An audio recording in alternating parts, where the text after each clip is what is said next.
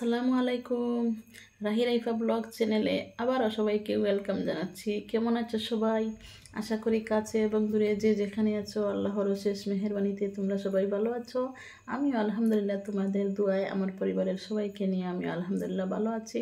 তো বরাবরের মতো নতুন আরও একটি দিনে নতুন আরও একটি ব্লগ ভিডিও নিয়ে চলে আসছি তোমাদের মাঝে। তো আজকের ভিডিওটি প্রথম থেকেই শুরু করলাম। তো আমার বাবার বাড়ি থেকে আমার ছেলে গিয়েছিল, যাওয়ার পরে আমার মা একটি পেঁপে দিয়ে পাঠিয়েছিল। পেঁপে গাছের পেঁপে ছিল, সেই পেঁপেটা একটু শক্ত ছিল, ভাবলাম যে একটু নরম হোক, ছেলে মেয়েকে বললাম, মানলো না, ওরা খেয়ে নেবে। তো আমি কেটে দিলাম, কিছু করার নাই, বাচ্চা মানুষ। তো আমরা এখন ছেলে মেয়ে আর আমি তিনজন মিলে খেয়ে নিচ্ছি। অর্ধেকটা কাটছি, বড় পেঁপে ছিল।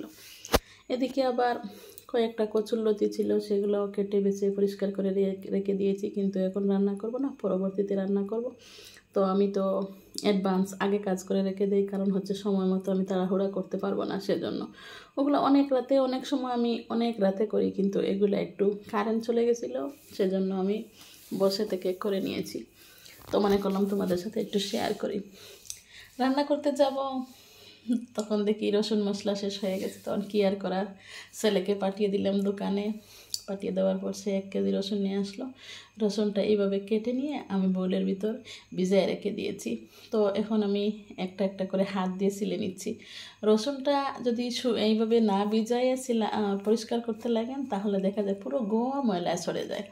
সেজন্য আমি এইভাবে কেটে আগে ভিজিয়ে রেখে দিই, তাহলে ময়লাটা আর পুরো ঘরে ছড়ায় না।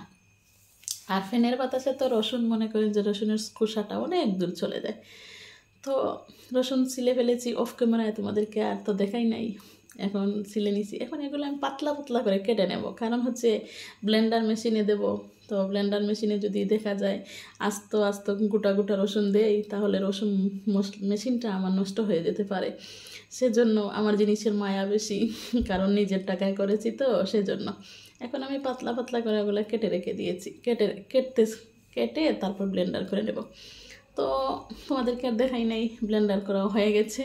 তোমরা তো মনে করতেছে কি তাড়াতাড়ি হয়ে যাচ্ছে, কিন্তু না, সময় লাগতেছে। ক্লিকে তোমাদেরকে তুলে দেখাচ্ছি আর কি। কী করবো, সব যদি দেখাই তাহলে সারাদিন চলে যাবে, তোমাদের কষ্ট হবে দেখতে। এখন আমার তো টাইটেলে দিয়ে দিয়েছি আমি যে আম দিয়ে ছোটো মাছ রান্না করব। তোমার মাছটা ছিল মলা মাছ আর কাঁচা আম। তো একটা আম কেটে নিয়েছি লম্বা লম্বা ফালি ফালি করে, আর মাছগুলো ফ্রিজে রাখা ছিল। এখন আমি চলে আসছি রান্না করে। রসুন করলাম আগে, কারণ আম রান্না করব, আম রান্না করতে রসুন লাগবে একটু বেশি। তো রসুনটা একদিনের জন্য একটা কুয়া করলাম, হয়ে গেল তা না। আমার তো সব সময় আমার তাড়াহুড়ো থাকে, সব সময় আমার কাজ থাকে, সেজন্য আমি একসাথে করে নিয়েছি 1 কেজি, যতদিন লাগে। তো বেশি দিন লাগে না। আমি রসুন সব মশলা, আমি সব ধরনের মশলা, আমি সব ধরনের তরকারিতে খাই, সেজন্য। তো এখানে পেঁয়াজ রসুন ওগুলো তো কষিয়ে নিচ্ছি। আম দিয়ে রান্না করবো, যেন রসুন একটু বেশি দিয়েছি। এখন মশলাটা কষিয়ে নিয়ে একটু পানি দিয়েছি, শুকনো মশলা দেবো। তো লবণ দিলাম, এক এক করে হলুদ মরিচ ধনিয়া যা লাগে সব দিয়ে দিচ্ছি। এখানে জিরাটা ব্যবহার করব কম, কারণ হচ্ছে ছোটো মাছের তরকারিতে জিরাটা কম লাগে। অল্প দেবো, কিন্তু বেশি দেবো না। রসুনটা দিয়েছি, আদাও দিয়েছি, কিন্তু কম দিয়েছি। ছোটো মাছের তরকারিতে আদাটা জিরাটা একটু কম দেওয়া লাগে, বেশি দিলে আবার অতটা টেস্টি হয় না। আর বিশেষ করে টক তরকারিতে আদা আর হচ্ছে জিরা কম দিতে হয়।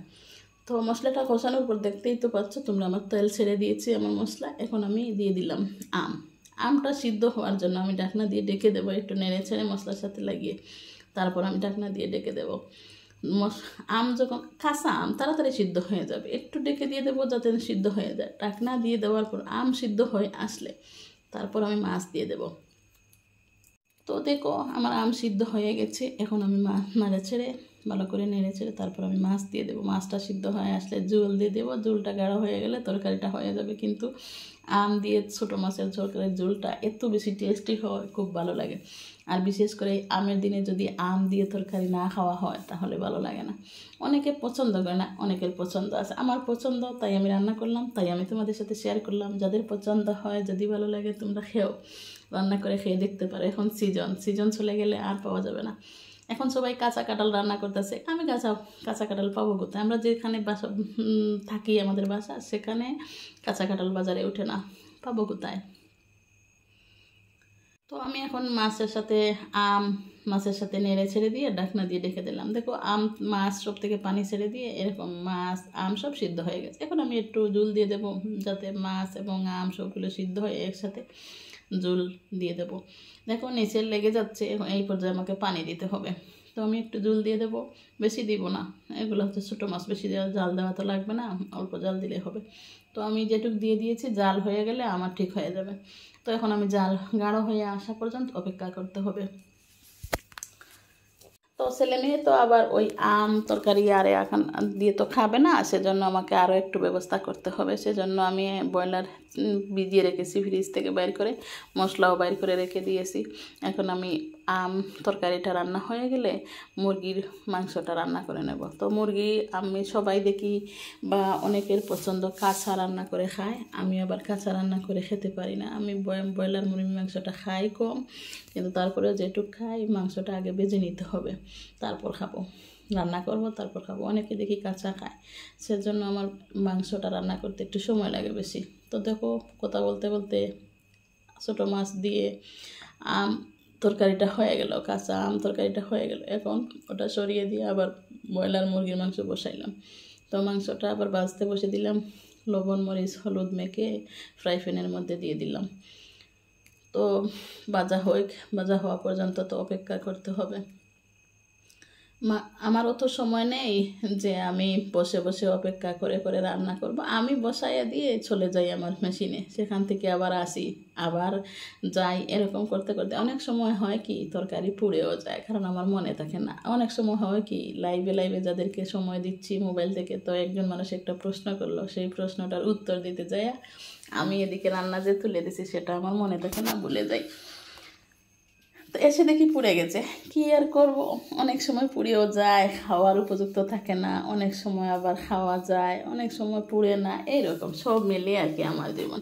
বিপরীতে আমার ঘরে কেউ নাই যে আমি একটু এদিকে ব্যস্ত হয়ে গেছি, আমার একজন একটু রান্না করবে, সে উপায় নেই। যদি আমি রান্না করতে না পারি তাহলে আমি উপাস থাকতে হবে। আমি অনেক সময় অনেক দিন দুপুরে না খেয়ে থাকি, আসরের পরে সন্ধ্যার আগ দিয়ে আমি রান্না তুলে দেই, সেই সময় রান্না হলে দেখা যায় রাতে খেতে হয়।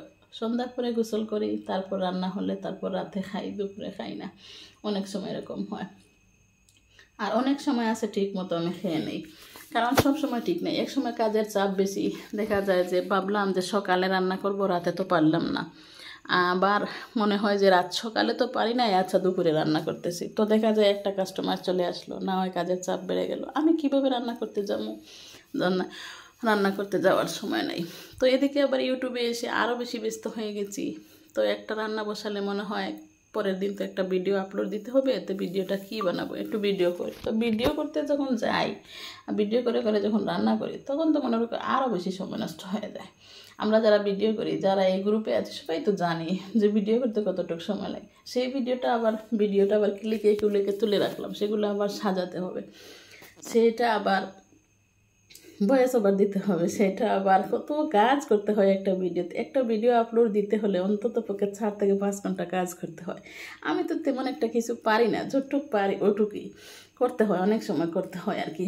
তো তোমাদের সাথে কথা বলতে বলতে আমার মশলাটা অলরেডি কষানো হয়ে গেছে, আলু ভেজে নিয়েছি, মাংস ভেজে নিয়েছি। এখন আমি মশলাটা কষিয়ে নিয়ে মাংস দিয়ে দিলাম, এখন আলুও দিয়ে দেবো, যেহেতু দুটোই আমার সিদ্ধ করা আছে, কোনো প্রবলেম হবে না, সেই জন্য আমি আলুও দিয়ে দিয়েছি। আলুটা একটু ভাজা হয়েছে কম, আমি আরও কড়া করে ভাজি। এখন আমি সবগুলো একসাথে মিশিয়ে মশলার সাথে করে নেব।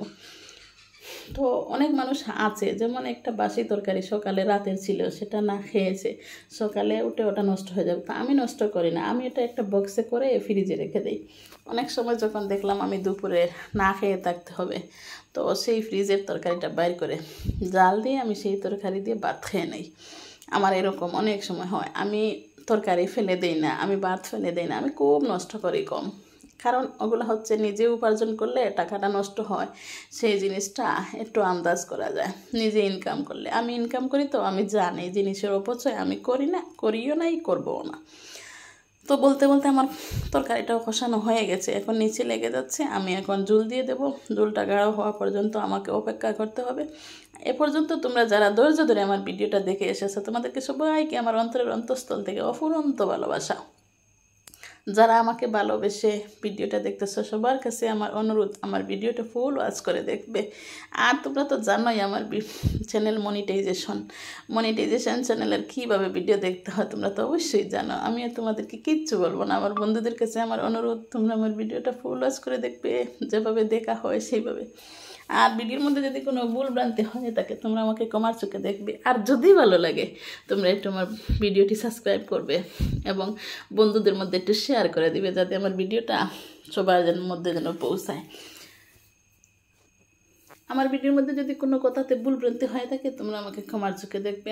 দেখো কথা বলতে বলতে আমার তরকারিটা গাঢ় হয়ে আসছে। আলহামদুলিল্লাহ আমার তরকারি হয়ে গেছে। তোমরা ভালো থাকবে, সবাই সুস্থ থাকবে, আমার জন্য দোয়া করবে, আমার ভিডিওটি ফুল ওয়াচ করে দেখবে। আবারও বলতেছি, আমার যদি কোনো পর্যায়ে আমার ভিডিওটা তোমাদের ভালো লেগে যায় তোমরা একটু বন্ধুদের মধ্যে শেয়ার করে দিবে। তো তরকারি এখন গাঢ় হয়ে গেছে, ওটা নামিয়ে নিয়েছি। ভাতটাও অলরেডি হয়ে গেছে, তরকারিও 2টা আইটেম রান্না করে ফেলছি। এখন বাচ্চাদের নিয়ে খেয়ে ফেলবো। আমি বেশি দেরি করি না, কারণ হচ্ছে দেরি আমি পছন্দ করি না, গরম গরম খাওয়াটা ভালোবাসি। তোমরা ভালো থাকবে, সুস্থ থাকবে। আল্লাহ হাফেজ।